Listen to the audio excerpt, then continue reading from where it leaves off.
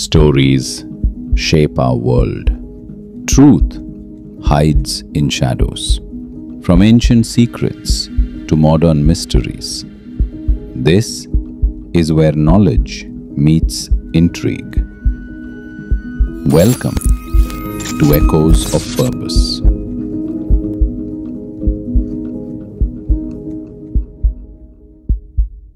उस रात हवाओं में साजिश की गंध थी। एक गुप्त कक्ष, एक टूटती मोहर और भाग्य की दिशा बदल देने वाली चुप्पी। दूर कहीं एक सम्राट का दूत अचानक रुक गया, क्योंकि उसका संदेश किसी ने चुरा लिया था। किसी ने नहीं देखा उसका चेहरा, किसी ने नहीं सुना उसकी आवाज। फिर भी उसने पूरे साम्राज्य को झुकने पर मजबूर कर दिया। कौन थी वो? एक जासूस? एक मायावी रानी? या शायद द शैडो क्वीन?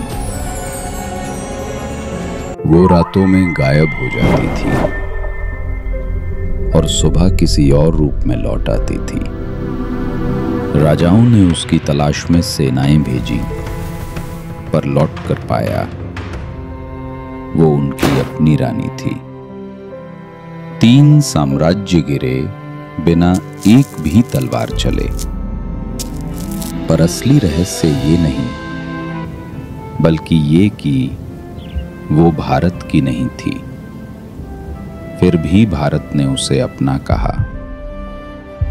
और जब आप इस कहानी के अंत तक पहुंचेंगे, आपको यकीन नहीं होगा कि वो शायद आज भी हमें देख रही है।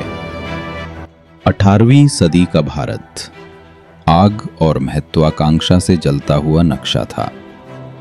हर दिशा में साम्राज्य टकरा रहे थे। मराठा, मैसूर, सिख और ब्रिटिश कंपनी। और इसी अराजकता के बीच पहाड़ियों के एक छोटे से गांव में एक लड़की जन्मी। किसी ने नहीं जाना उसका नाम।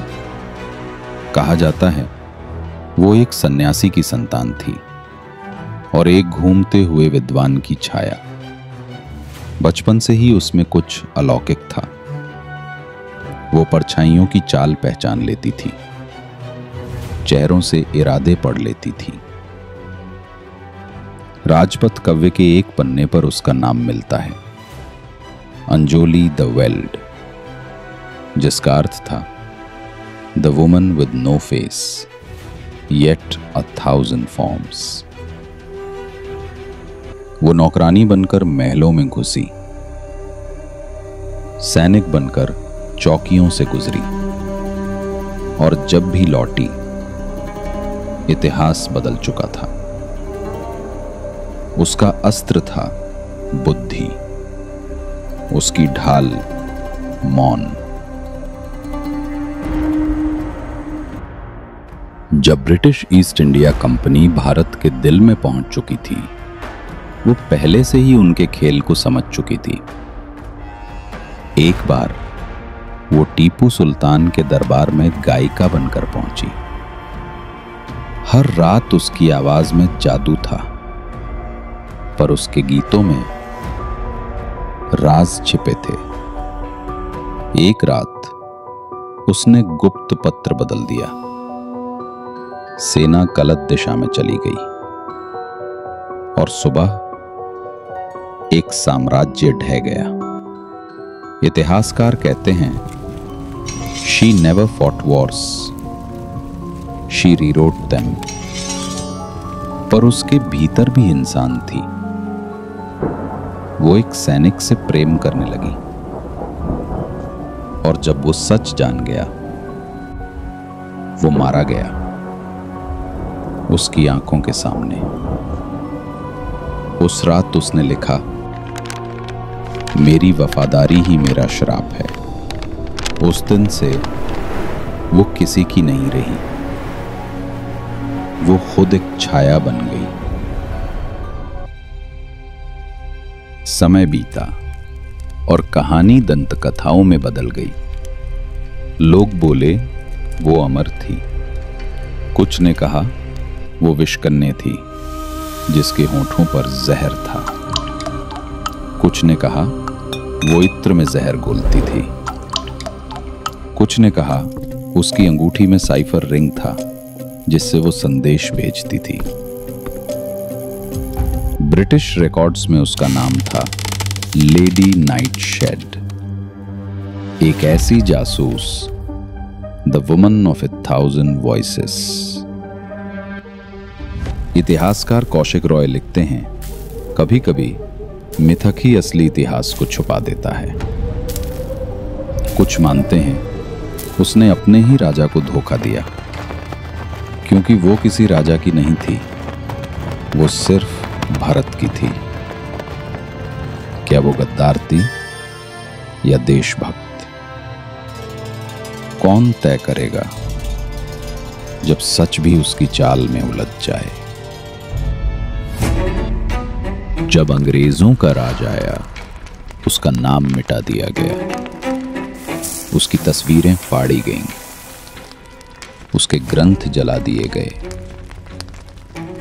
पर उसके विचार कभी नहीं मरे। आज भी खुफिया एजेंसियां एक सिद्धांत मानती हैं, feed the enemy his own lies. दुश्मन को उसी के झूठ में डुबो दो।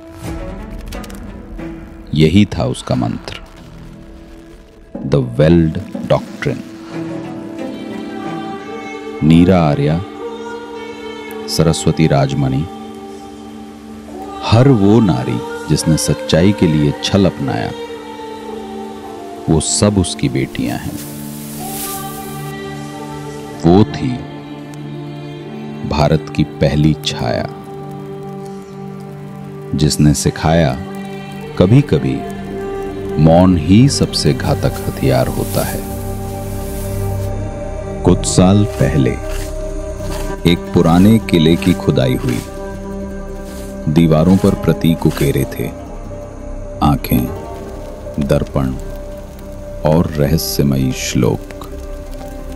अंदर मिला एक चांदी का बक्सा, उसमें एजेंट्स की सूची और एक पर्ची। उस पर्ची पर लिखा था सिर्फ 2 शब्द और एक तारीख, 2030। क्या वो कोई चेतावनी थी या एक भविष्यवाणी?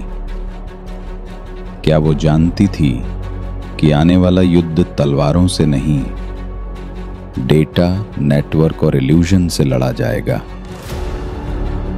क्या हम आज भी उसके बनाए हुए जाल में जी रहे हैं? वो कभी पकड़ी नहीं गई, वो कभी मरी नहीं, वो बस छाया बन गई। और छायाएं कभी मरती नहीं। This was Echoes of Purpose. Subscribe and like so the echoes never fade.